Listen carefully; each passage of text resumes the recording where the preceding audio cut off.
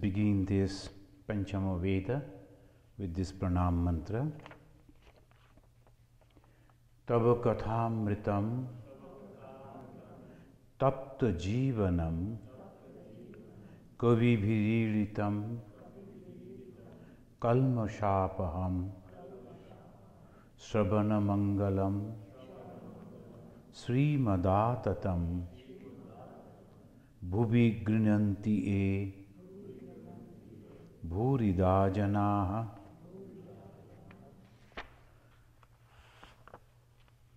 We were listening to Bhagavan Sri Ramakrishna. In the last time he said, and over that we discussed, there's a very important sentence that he said in course of discussion. Man becomes pure by repeating the name of God. In the Christianity we find that it says, blessed are those who are pure in heart. But how one can become pure? By repeating the name of God.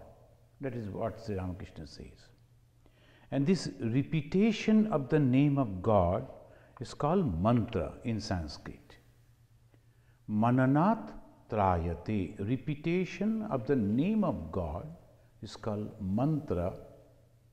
This mantra, again it has been defined, mananat, again and again repetition and pondering over that. Trayate. Trayate means it saves. Saves from what? Saves from worldliness, temporary things. And that is the conception of spirituality. There is a permanent, that is God, that is Brahman, that is Atman, and then this world, the manifestation, which is temporary. Now those who have understood it are trying to reach over there to the permanence. That is called religion, that is called spirituality. And how to do that? The simplest way is the mantra. And we find in the Vedic time even, they compose the mantras. In the earliest scripture, there's a mantra is there. And now mantra is now present in the Hinduism, Buddhism, Jainism, Sikhism, and Zoroastrianism, Taoism, Christianity, in all the religion, mantra is there. Even in Japan, in Japanese they call it Singhan. Singhan, I don't know the real actual pronunciation, but according to the English, Singhan, it means mantra. There is a tradition of repeating the mantra. But mantra has a very special role in the Tantra. In Hinduism, we have the three main paths leading to the God. One is Vaidika, another Tantrika, another is Vaishnava. Now, Vaishnavas, of course, they have the mantra, and the Vedanta, Vaidika, also having the mantra. Mantra that we know, Gayatri mantra is a very famous mantra that we chant. And Tantra, of course, is very, very special. Stress has been given on the mantra. The Tantra, mantra, yantra and tantra, they say. The triangle, mantra, yantra and tantra. So here mainly the mantra is based on the tantra. Sri Ramakrishna, who was a Vedantin, who practiced the Brahman, they realized Brahman, he practiced in the Vedantic way, also practiced Tantric way, also practiced in the Vaishnava way. So he is the master, experienced all this, and he said all the three paths are leading to the same goal, but the simplest thing, simplest way to practice it by taking the mantra. In here we find Om is also considered as the mantra. Now mantra has a bija. Bija means the seed. The seed is in the beginning they give, and then attached with another name of God. Though very simple. Most of the things people they know, but this has a great meaning. Why? Because that mantra has been practiced by a guru, and then he is transmitting it to the disciple. And if the disciple with the complete faith goes on repeating the same word, that will save his mind. How it saves? Now, mind is the thought, flow of thoughts. It goes on, so many different thoughts are coming. Sometimes it is good thoughts, sometimes it is tormenting, so anxiety, and all those things are there. Now, when we are repeating the name of God with a concentration, trying to understand the meaning of the mantra, concentrating on the meaning of the mantra, what happens? The flow of thoughts, of the worldly thoughts, the thoughts that were creating problem in my mind, that stopped. I cannot stop the mind, it's a flow of thought. To stop that, another flow of thought I am sending inside the mind, and that is called mantra. So, constantly repeating that name, it helps me to go beyond these miseries. So, mananat, by constant repetition, trayate, it helps me go beyond this, and that is called the mantra. And in Tantra, Bij mantra is very, very important. Bhagavan Sri Ramakrishna, he said that this is the mantra if you repeat. We know the another mantra, asatoma sadgamaya. We call it prayer, but the prayer also becomes the mantra. Asatu, from that which is totally false, asat, asat means not existing. From that, please take me to the Sat, which is existing. That is the main purpose of the spiritual life. Asat and Sat. Asat means that which is temporary and which is going to change. Sat means which is permanent. Now, we are trying to go to the permanent. Why? Because the moment we can reach over there to the permanent, then it becomes a complete circle, and we all become very happy over there. And temporary, I am getting this, and then I am afraid somebody else will come and take it away, or it is going to be changed, constantly going on in this way. And if we look at the world, everything is like that, everything. So that is why asat to sat, that is the prayer.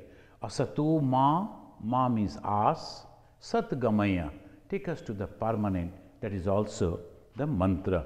So Bhagavan Sri Ramakrishna said, if you go on repeat this mantra, then one can become pure. Because we are repeating or praying constantly for a permanency, and that takes us beyond these temporary worldly thoughts. Whatever that worldly, whatever the temporary, whatever is attached with the selfishness, according to the Hindu views, that is impure. And whatever exactly opposite to that, pure. So that is called purity, mind becomes pure. Here we find again today's discussion that Sri Ramakrishna is telling, all doubts disappear after the realization of God. That is also a very wonderful statement. What happens after God realization? So naturally people they ask, what happens after God realization? Now you people talk about God constantly, you people talk about making the mind pure, and for that so much of things that we have to practice and we do. After that, when we really make our mind pure and then realize God, what will happen? That is the question, what will happen after realization of God? One gentleman came, I think yesterday, and then he was asking that I practiced a meditation, but after that it is becoming so much a mental problem for me. So what to do? I have stopped meditating. I have stopped reading all those things. Now what shall I do? And he was narrating his experiences after meditation. So some of the things that they made, and then meditation he practiced, he really got some of the experiences, but his mind is not ready. To get the experience, our mind should be ready, otherwise how? So that is the thing. Unless and until our mind is ready, we are ready to accept that knowledge. How it is possible? So if we send a young boy to a university and the university gives him a certificate, what happens? Nothing. He is totally confused. But if he goes to the school and slowly from his own classes, one after another, every year learning a little more, and one day he becomes the professor himself. So similarly, in religion also, first and foremost thing is the mantra. A mantra should come from a qualified guru. Just I picked up the name, oh, that's a good name, I like, and then I repeat. It don't help. That boy came and he was telling about the meditation. His mind was not ready, his mind was not pure, and suddenly by some system he got some experience. Now he is afraid of that. What is the result? He paid so much for that meditation class, and then he practiced also sincerely. Then after, he was telling, I started it at the age of 21, when I was very young. And now I am 40, 20 years I am trying. The result is, now I am afraid. I am angry on myself. I am angry on those people who are teaching me the meditation. And they have taken so much of money. I had to work so hard to earn the money to pay to them. I was so much interested to learn. And after learning, what happened? So this is the process. That's why Bhagavan Sri Ramakrishna is very practical, and he is telling that you have to go on repeating the name of God, receiving it from a proper guru, make your mind ready, and everything automatically will come one after another, and ultimately will take you where? That is the question, answer he is giving.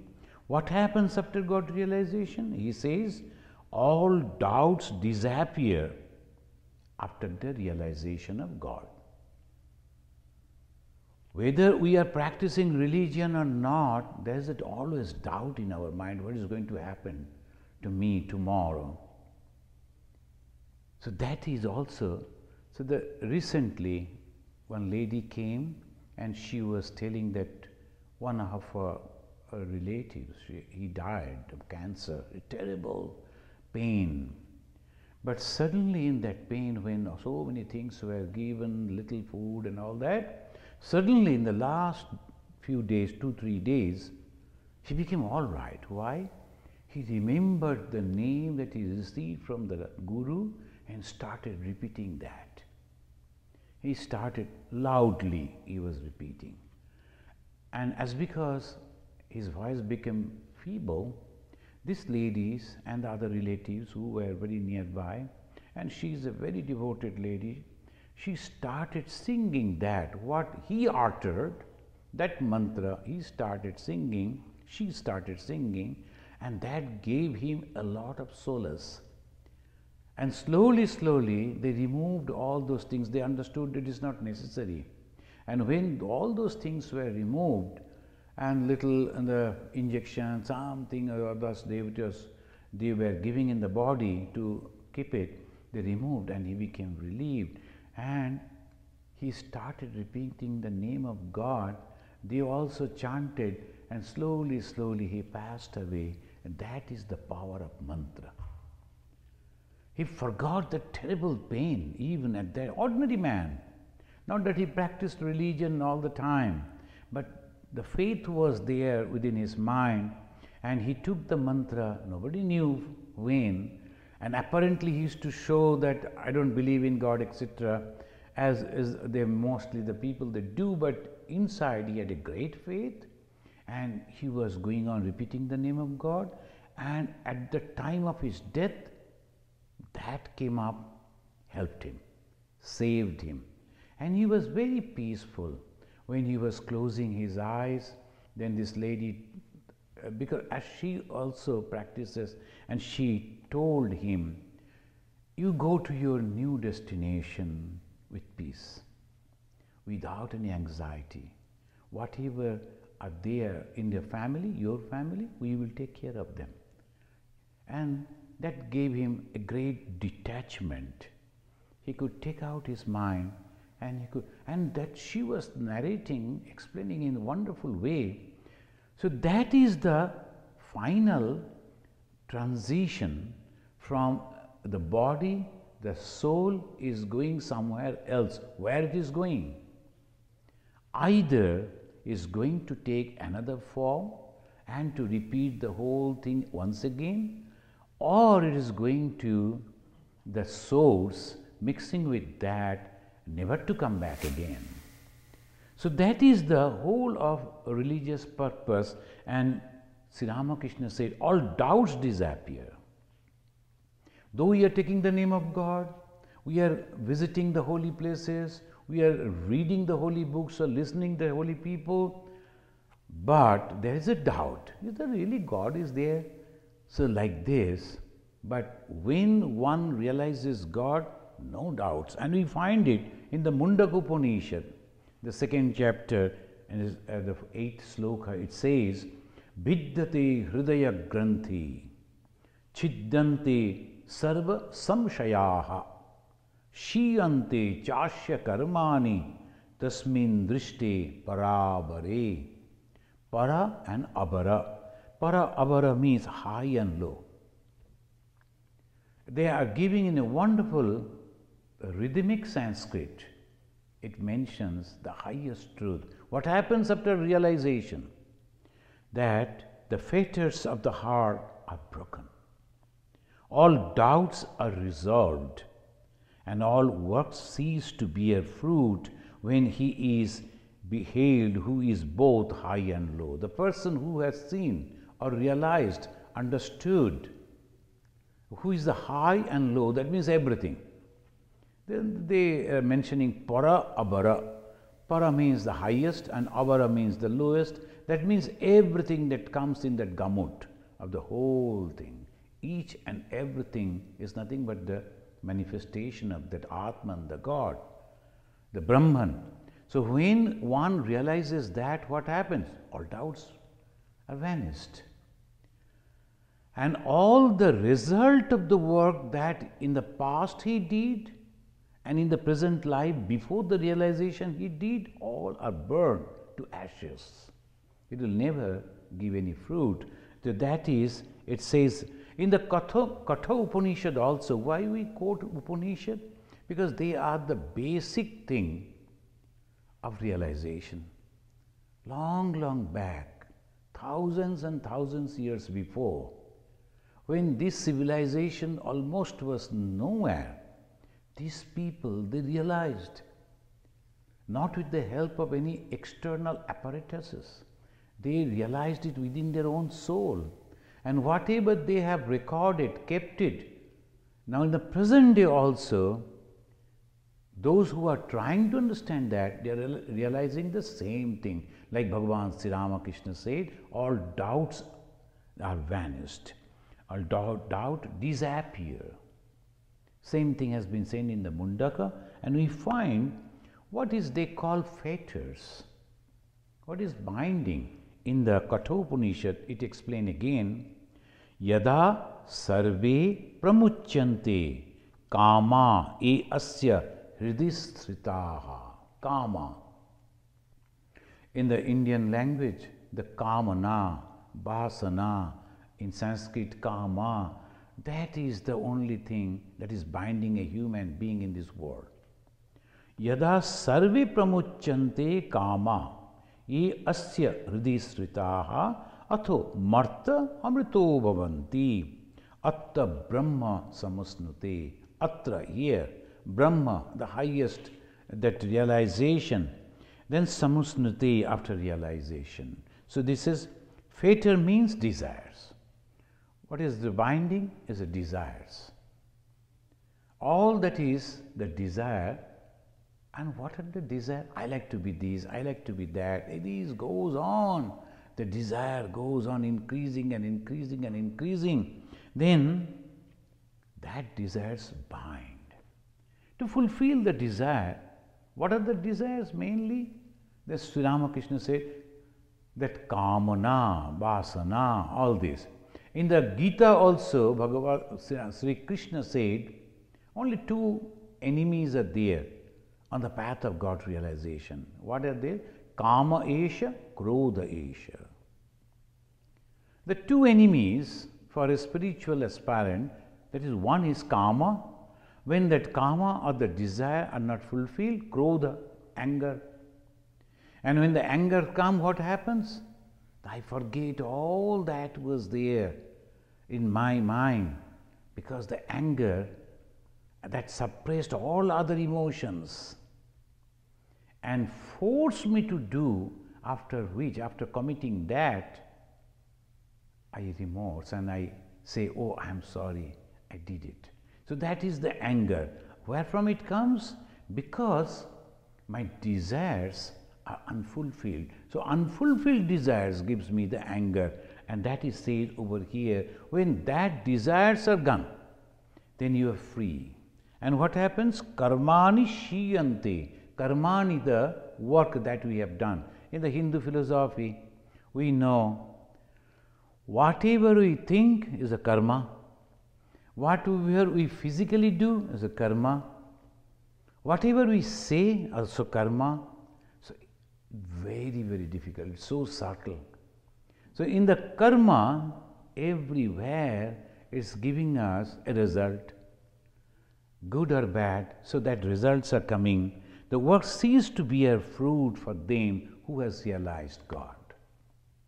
Bhagavan Sri Ramakrishna says, suppose is a small little baby on the lap of the mother, and he is going on uttering something or throwing the hands. Sometimes we have seen a baby, it was sitting on the lap of a mother, then another person came, they wanted to talk to the mother, and the baby suddenly takes the glasses out of that, and it becomes so difficult to get the glass out of that hand of the baby.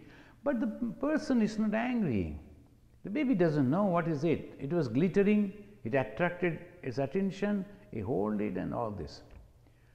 This karma, this action has no result. But suppose a little grown-up boy or a girl, knowingly they are doing to destroy the specs or the glasses, then they get the punishment from the parents. So the action, when done without knowing the result of it, completely ignorant about that, there is no result. But for the human being, they do it knowingly. So that result comes. Past karma, previous birth that we have done. Suddenly sometimes some people are so happy and some people are dejected. Why? Is it sudden? No, the previous actions were there. The result is coming. So we in this life do not understand these things. So we think, oh, this is a wonderful thing. And sometimes we always look at the sky and say thank you to someone who we don't know, to God or something like that. But this is our own karma. So it says, Shiyante tasya karmani. And that karma becomes completely burned and it becomes free. And the karma that I have done just before realization also, will that continue? It says no, that will also be burned. But and Sri Ma Saradamani Devi, she didn't read any scripture. She couldn't read anything because she was not educated at all.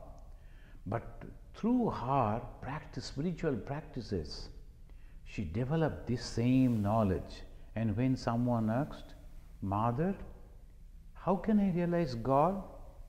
By doing japa? by doing meditation, by doing other thing. She told that will help, but if you become completely free of all desires, you will realize God this moment. So that is the thing, completely free of all desires. So this is what Sri Ramakrishna said. And illumined soul, however, on account of his total detachment from the body and mind, is not affected by any kind of karma. So now, what happens after realization? To summarize, all doubts disappear. Where the doubts go, and what about the desires? How that drop off? It's the doubts, but what about the desire? How that drop off? They by knowledge. When I understand this, all that desires that goes also. And what is called knowledge? The knowledge of oneness, as has been mentioned in the Isha Upanishad again, in the very first sloka, Isha Vashyam Idam Sarvam. That is the knowledge. All that I see is nothing but the manifestation of God. I told that young man who came, and he's coming after driving nearly 3 hours from a far distant place. He saw that our website and somehow he felt, he came only with question, what shall I do? I told you, meditate, there's no problem. Only thing, be conscious, be aware. What is your goal? What do you want? You want the wealth in this world?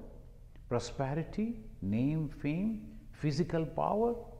All that can be achieved through that meditation.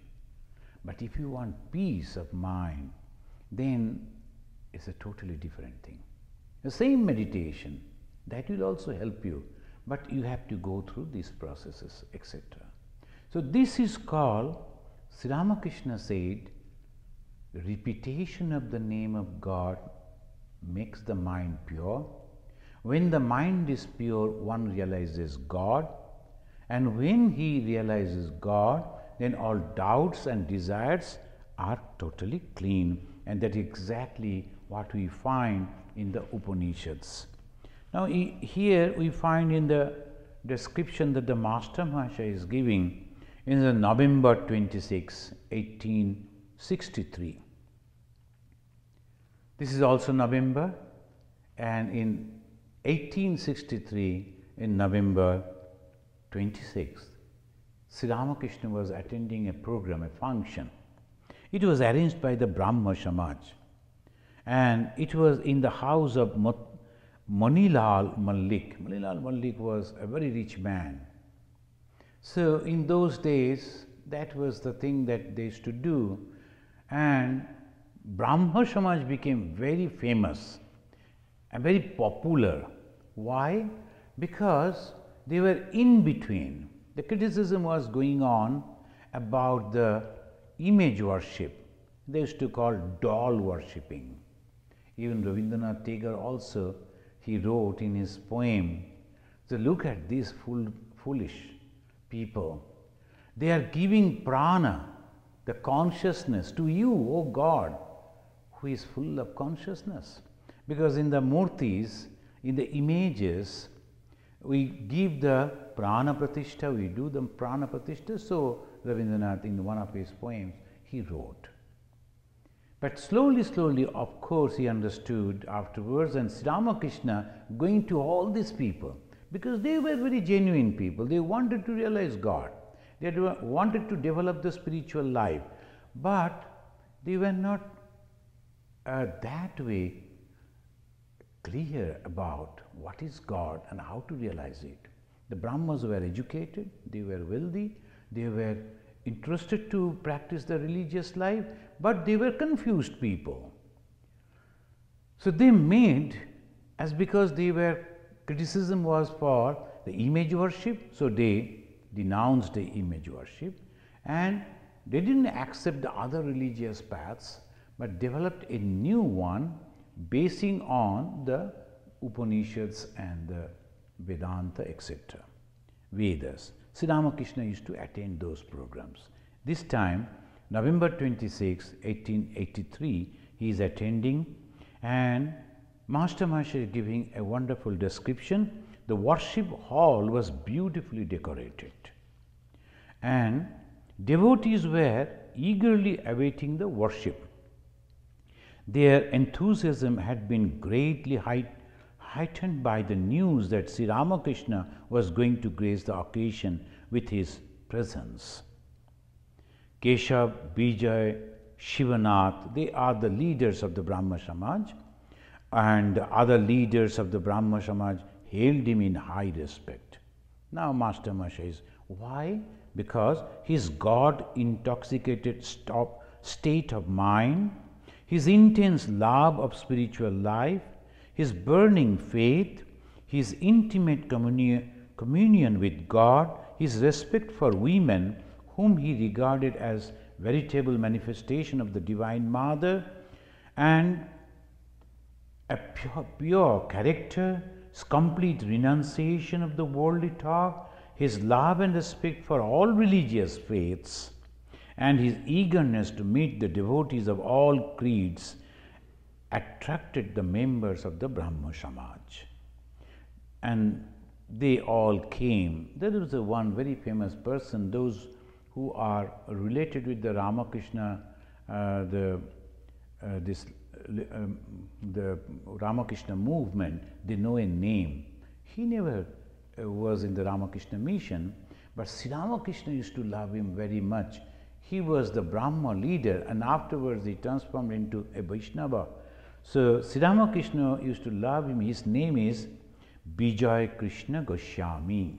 Goswami is a surname of the devoted people in the Vaishnava. Vijay Krishna Goswami, he always used to come a little early of the programs that Sri Ramakrishna liked. He himself used to go. In those days, even today, the Indians are not in the habit of keeping times. Sri Ramakrishna, he used to keep the time perfectly. He used to go a little early, but never late. Vijay Krishna also used to come. Sri Ramakrishna liked him. Vijay Krishna had many other good qualities that attracted Sri Ramakrishna, and he used to like him. He was talking with him. The master asked if Shivanath, another leader, would come to the festival.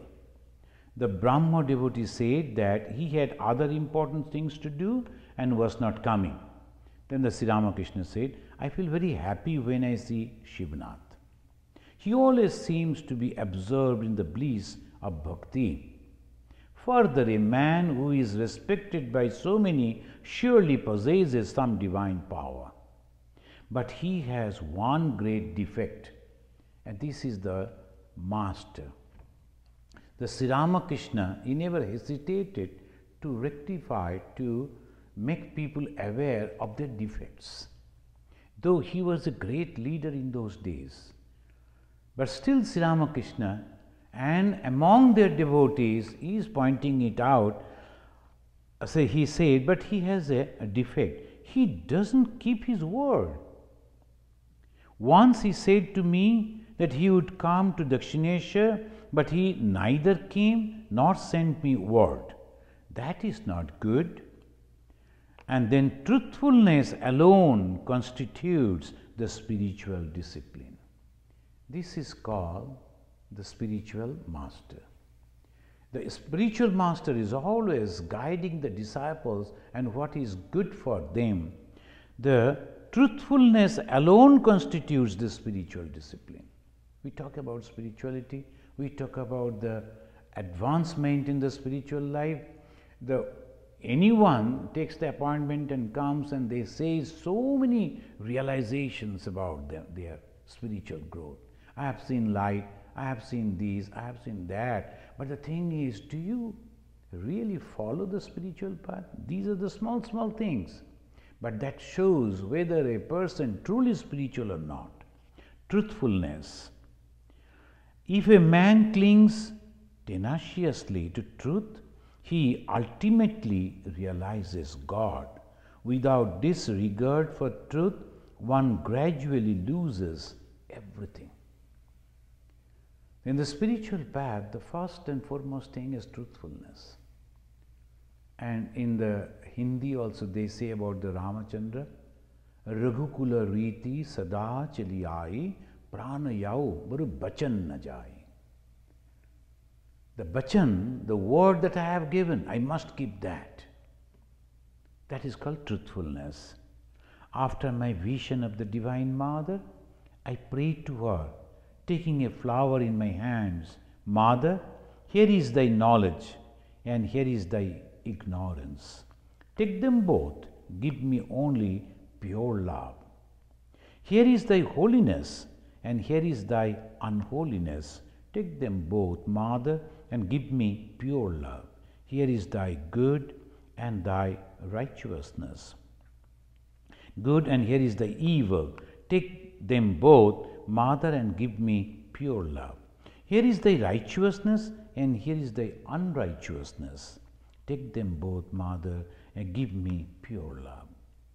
I mention all this, but I could not say, Mother, here is thy truth and here is thy falsehood. Take them both. I gave up everything at her feet, but could not bring myself to give up truth. So that is what Sri Ramakrishna is teaching. Sometimes the people ask, what is the speciality in Sri Ramakrishna? This truthfulness. That you have to hold to that truthfulness. Whatever comes, I am not going to go, I am not going to leave the truth. Swami Vivekananda afterwards said, everything can be sacrificed for the sake of truth, but truth cannot be given up for the sake of anything in this world. So that is truthfulness, and that is the main pillar of spiritual life. Then soon the service began according to the rule of the Brahma Samaj, and the preacher, he was seated on a dais, and from there he was chanting in chorus, Brahman is truth, knowledge and infinite. It shines as bliss and immortality.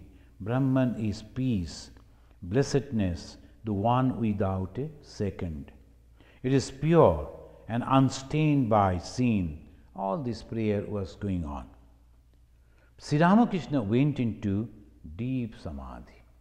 When they were telling this, mentioning this, he went into deep samadhi. He sat there transfixed and speechless. After some time, he opened his eyes, looked around, and suddenly stood up and said, Brahman, Brahman. And immediately that joy touched the hearts of each and everyone who were seated over there. They also got up. They started dancing and singing. So the guests and the devotees were enchanted. Many of them, drunk in sweet bliss of God's name, forgot the world. The happiness of the material world appeared bitter to them, at least for the time being. After the kirtan, all sat around the master, eager to hear his words.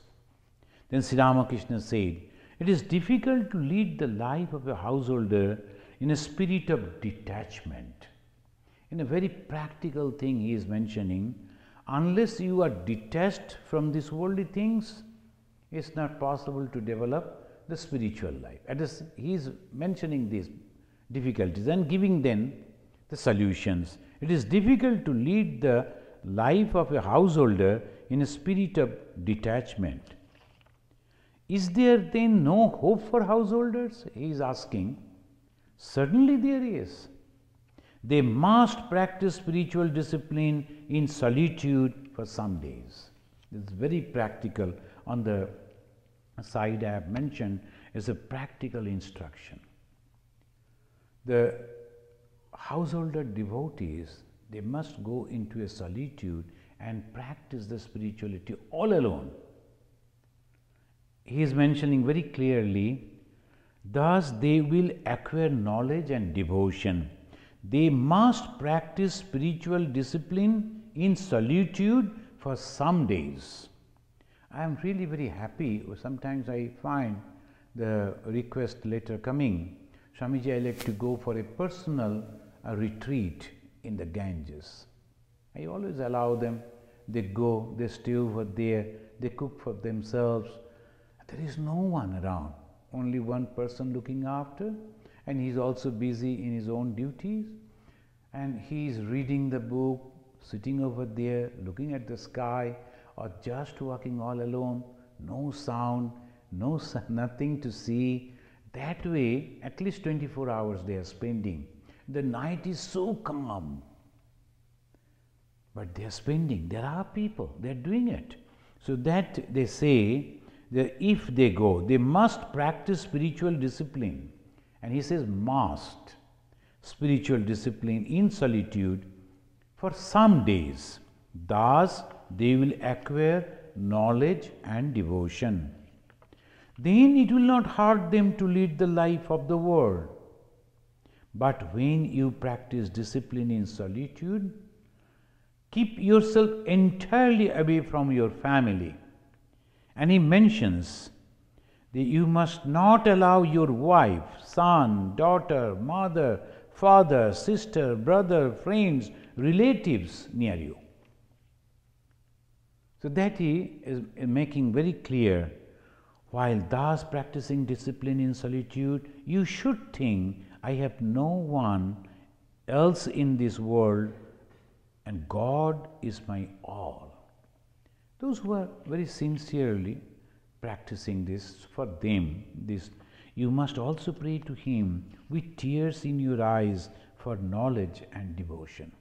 One young boy, he always talks to me over phone and he says, I am interested, what I can do. He has taken initiation. Then I told you better go to Ganges, spend some time over there. And in Ganges, we have a wonderful shrine. A big shrine is there. At the same time, in the library, the small room is there. That is, they diverted into the, converted into that into a shrine. The picture is there, and one of our great Swami came and he meditated over there. So this boy went this time in the last weekend, and he sat over there. It's a very good place. Ganges itself is quiet, and that particular place, even you will forget that there is something outside the world. So there, if one can spend a few hours, that is very, very good. I feel like going, but again I am bound over here with so many duties, I cannot leave. So that way, always and every time you have to practice. You must also pray to Him with tears in your eyes for knowledge and devotion. But at the same time, Sri Ramakrishna is very practical, very, very practical. He is simply, most of the religious teachers, they do not understand the problem of the worldly people. They have the responsibilities. They cannot simply do whatever we like, as with the monks they do.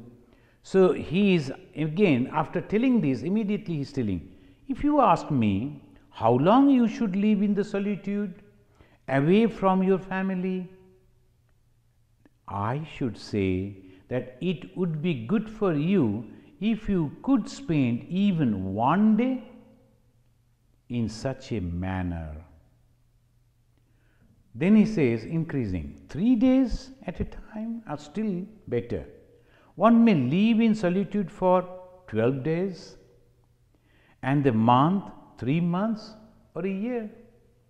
So he is increasing slowly. One should not be afraid, oh my God, 1 year all alone, how can I? So he said 1 day, then say 3 days, then say 1 week, then it increasing in that way. First for a 1 day, get that joy, then you will get, no, this is I can spend for 3 days. So this is so practical. I understood in my own life. I went to a solitude in Himalaya and I spent for 1 month without talking and this and that. First 10 days it was so difficult because the mind is accustomed with talking, mixing with people, hearing the sounds and all that. When you go into the Himalaya, no sound, nothing except the sky, or the surrounding the green valleys, not a single soul. So first 10 days it was really difficult. But then the last 20 days it was so good. So, and the last 30th day when I was supposed to come back, I was feeling if I could get some more days to live over there.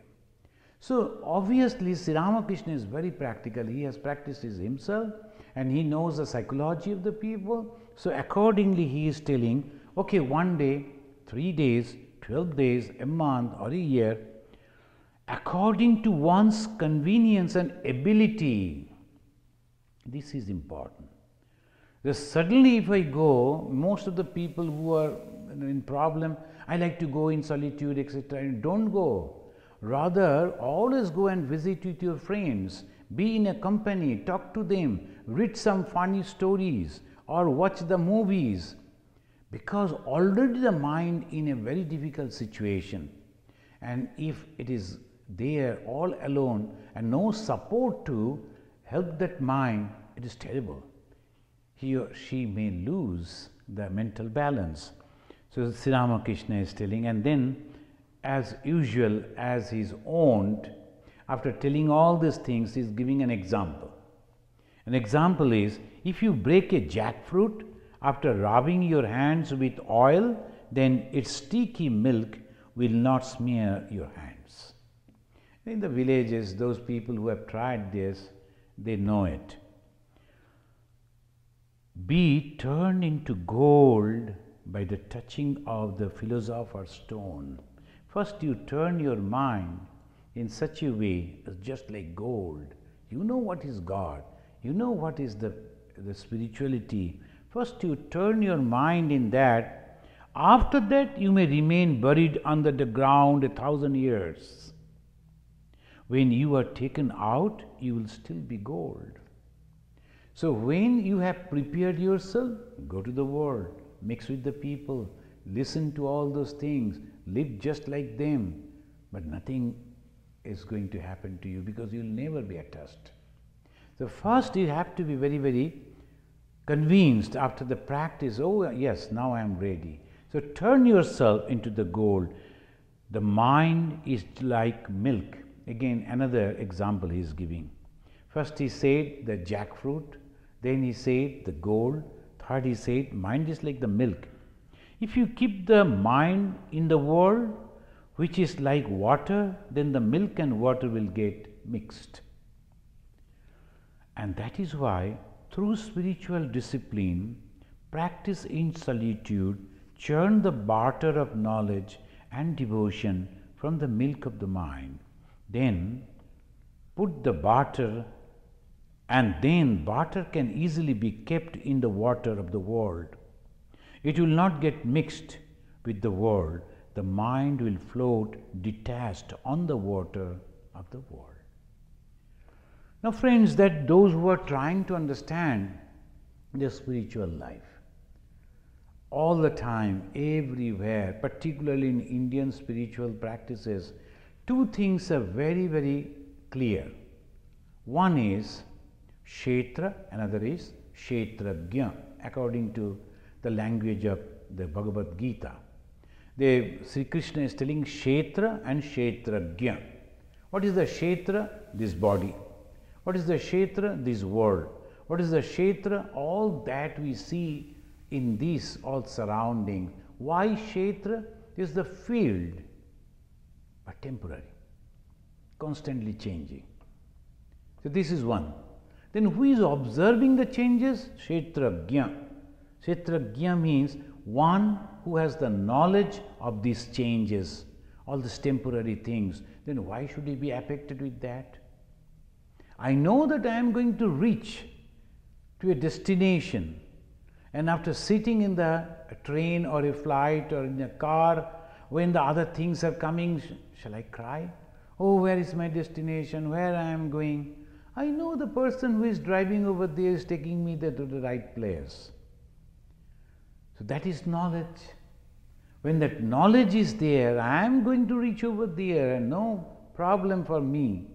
One becomes very calm and composed and enjoy the life, the travel. So that is what it says. Vijay had just returned from the Gaya and he has seen the monks. Now his mind constantly in calm and composed. He has put on a gerua like a monk, and Sri Ramakrishna is glancing at him, looking at him and enjoying. And he said, "Let me tell you a parable.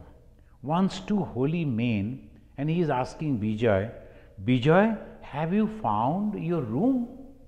There is a wonderful way they are asking, "Have you found your room?" You know, in the northern India, when two monks they meet each other, they don't say good morning or namaskar, they say Namo Narayana.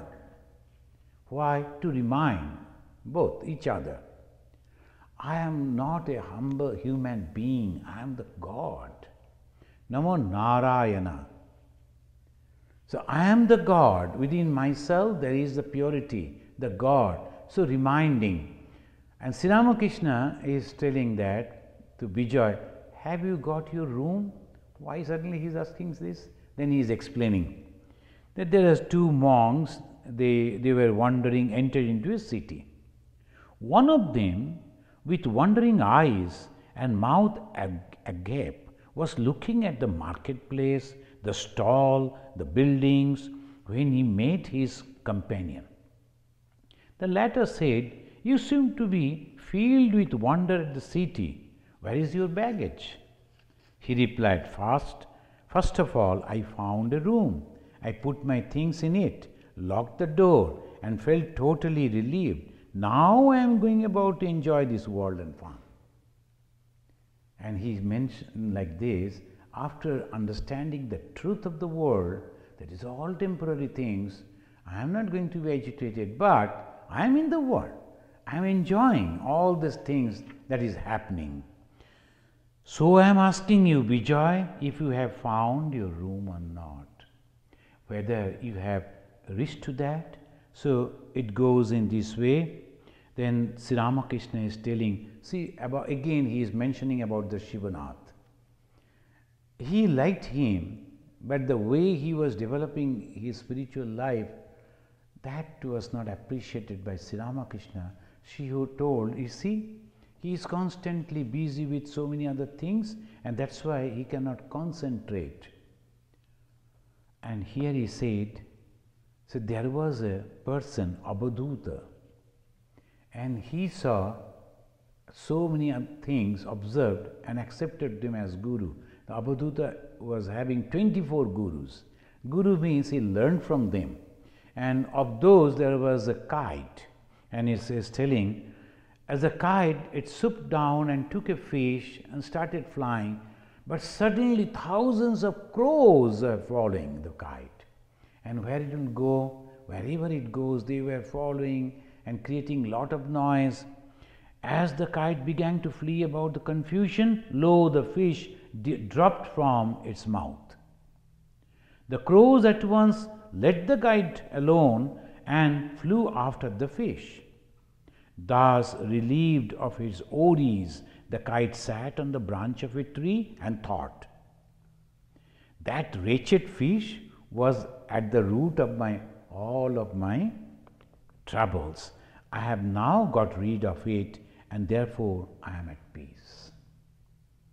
So that is the thing, always, as long as a man has the fish, that is the worldly desires, he must perform actions and consequently suffer from worry, anxiety and restlessness.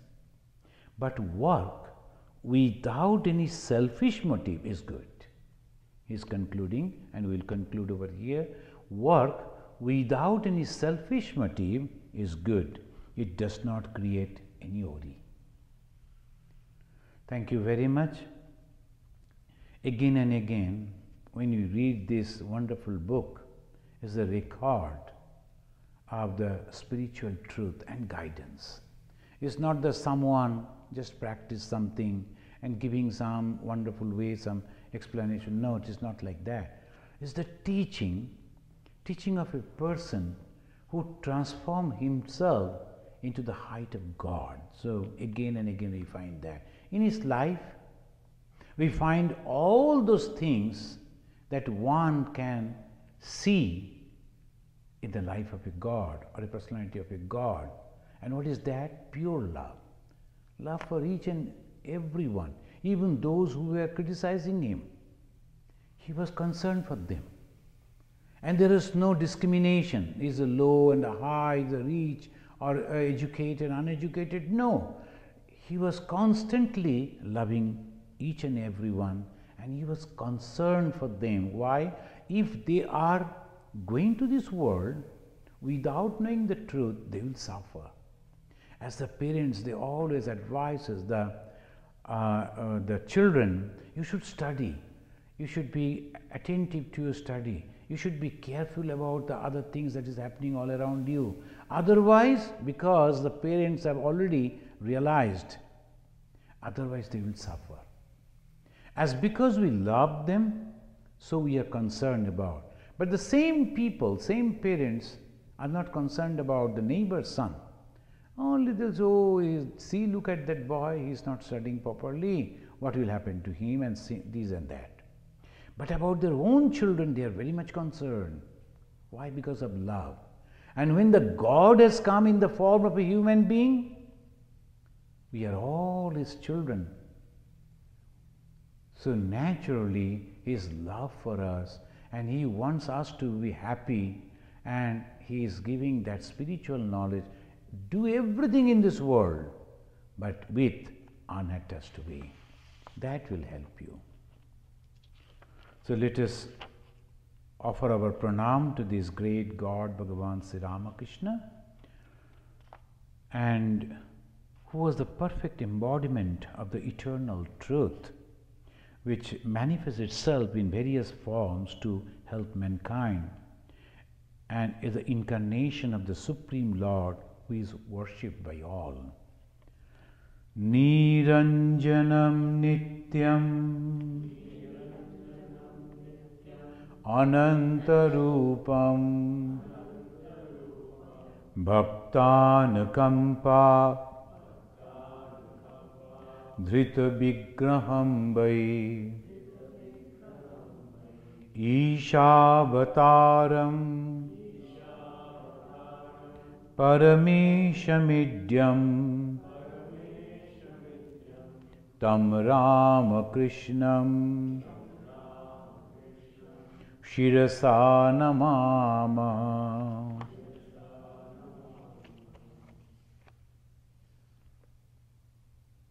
Om Shanti Shanti Shanti. Harihi Om Tat Sat. Sri Ramakrishna Arpanamastu.